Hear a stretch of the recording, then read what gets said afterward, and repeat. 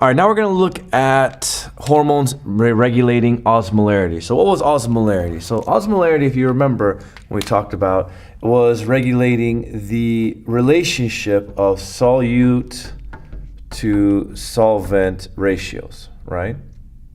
So what is a solute and what is a solvent? So solute is what's being dissolved in a solvent. So what's an example of this?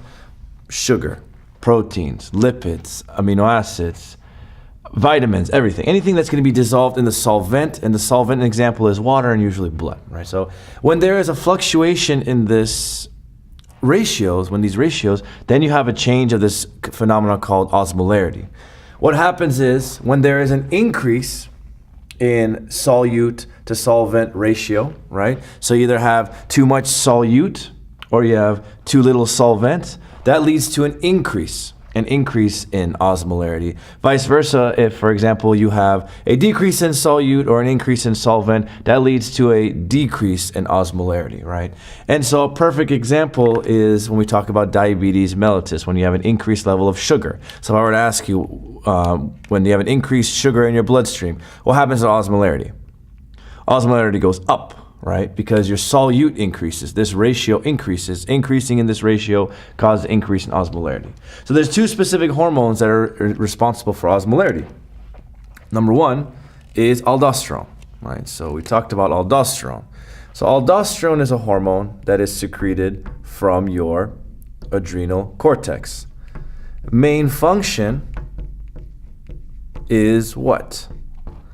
So this main function, it goes all the way to the nephron in the renal system, and its main function is to increase sodium blood levels, right? So the increase in the sodium blood concentration.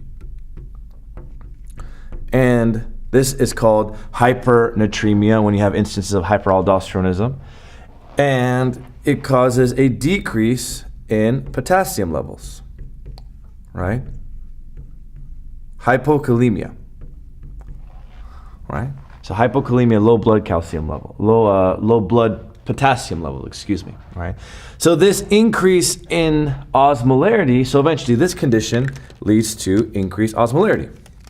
Because of the different ratios, you have increased osmolarity, and so certain physiological symptoms change, right? Osmolarity. And so what happens? Well, if you have increased osmolarity, your body needs to do something in order to fix this homeostatic imbalance. So what happens is your body secretes certain hormones to increase the water retention, antidiuretic hormone that's being secreted from the posterior pituitary. This leads to increased blood volume, which can eventually lead to increased blood pressure, right, and etc. All these other physiological changes can happen, all right?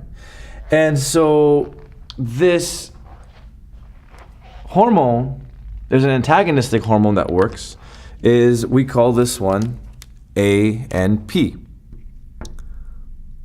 ANP. So this is called Atrial Natriuretic protein or peptide. So ANP, another name for it that you see it. So where do you think this hormone is being secreted from? The heart, right? So the atrium.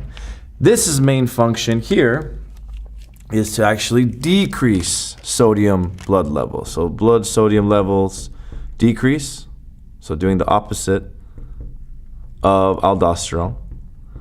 So this is called what? Hypo or hypernatremia. So this is low. Hyponatremia leads to increase in potassium level, blood potassium